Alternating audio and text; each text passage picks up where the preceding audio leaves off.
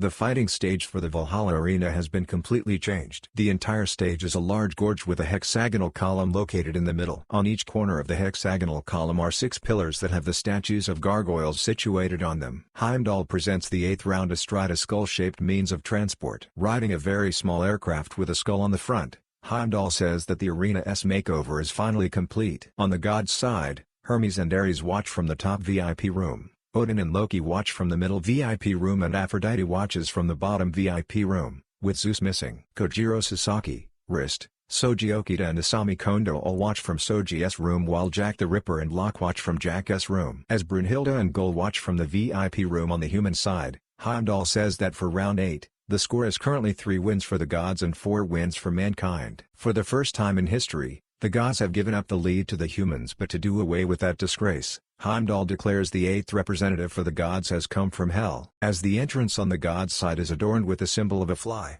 the gods begin getting frightened as they know who it is. As the god walks to the entrance with his cane, Heimdall says he has come to bring despair to the defiant human race, calling him a cursed god. The entrance on the god's side suddenly bursts open from the other side. Sitting atop the roof of Brunhilde's viewing room, Michelle Nostradamus observes how Gothboy is getting heated up, mockingly saying he is so scared. Heimdall says that this god was spawned from utter darkness. Beelzebub enters the arena for the 8th round. As Heimdall questions if his hands will bring forth prosperity or ruin, the god reaches the end of his entrance. From there, a bridge constructs itself and connects to the hexagonal column in the middle of the stage. As the god walks across, Heimdall wonders if his mouth will devour god or man. Multiple floating skulls appear on either side of the god and are set ablaze as Heimdall says, of the 7 deadly sins, he is the priest of gluttony and the ruler of evil spirits. Even the gods fear and revile his cursed power, and now, that power will finally be unleashed. Heimdall says mankind trembles in fear of him and have called him thus, the Lord of the Flies. Upon hearing that,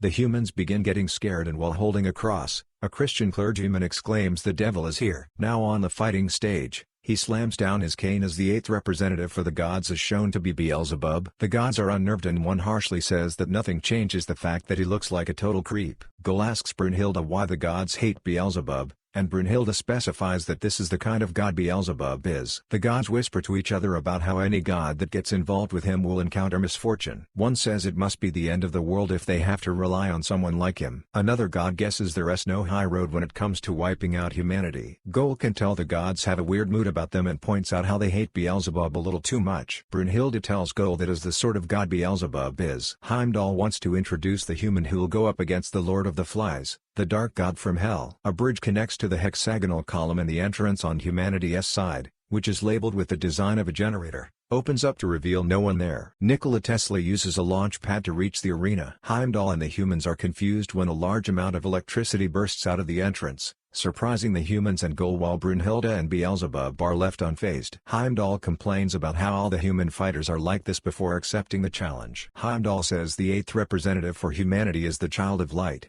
who was born in the midst of a stormy thunderous night. As his name suggests, Heimdall calls him the man who illuminated the whole of Earth, as it has shown that there's an electronic ramp leading up to humanity's side of the entrance. As the human steps onto a platform, Heimdall says that his intellect, far beyond the limits of man, has brought forth a new sort of magic, called science. Nikola Tesla enters the arena for the 8th round. A fan in his robotic left arm whirs and generates electricity. The human then uses that electricity to power the platform he's on to go up the ramp. As the human is launched off the platform and flies through the air into the arena, Heimdall asserts that from imagination, he created, and from illusions, he brought forth the truth. The gods and humans are shocked while Thomas Edison, Isaac Newton, Marie Curie, Albert Einstein, Galileo Galilei and Alfred Nobel smile. Heimdall says that he was the man who tried to bring humanity closer to the gods. As he lands on the stage, Heimdall reveals that people viewed him with awe and reverence, calling him the only sorcerer in all of human history. As electricity showers down around him,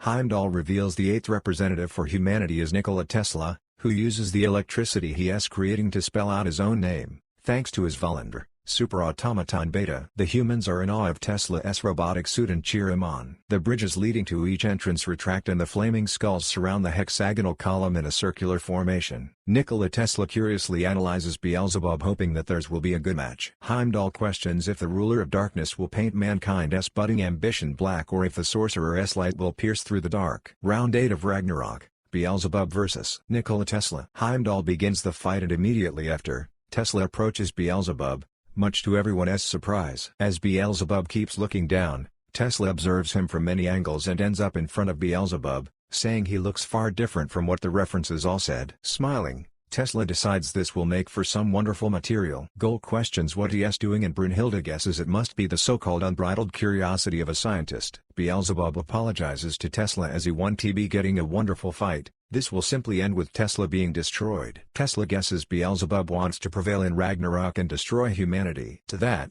Tesla says, no. 9. Tesla calls destruction a foolish act, the very abandonment of creation itself. That is something even the humans understand, as unripe as they are. Their dirt-stained trial and error, the sublimely beautiful achievements of their knowledge and their powerful wills, envisioning the future. Nikola Tesla dodges an attack launched by Beelzebub. With that driving force, Tesla says that the human race will continue to constantly create, and that is something that not even the gods can stop. Beelzebub questions why creation or progress matter, deciding to just get to the killing. Suddenly, a crack appears on the ground where the cane is touching it. The crack then extends and begins making its way towards Tesla. Tesla moves out of the way as the crack reaches a pillar and completely destroys it. Heimdall announces what Beelzebub just did and adds that without stirring, Beelzebub made an attack that was practically like magic. Looking at what happened to the pillar, Tesla repeats the fact that Heimdall called it magic and says no. 9. Tesla says what Beelzebub did just now isn't magic, it's science.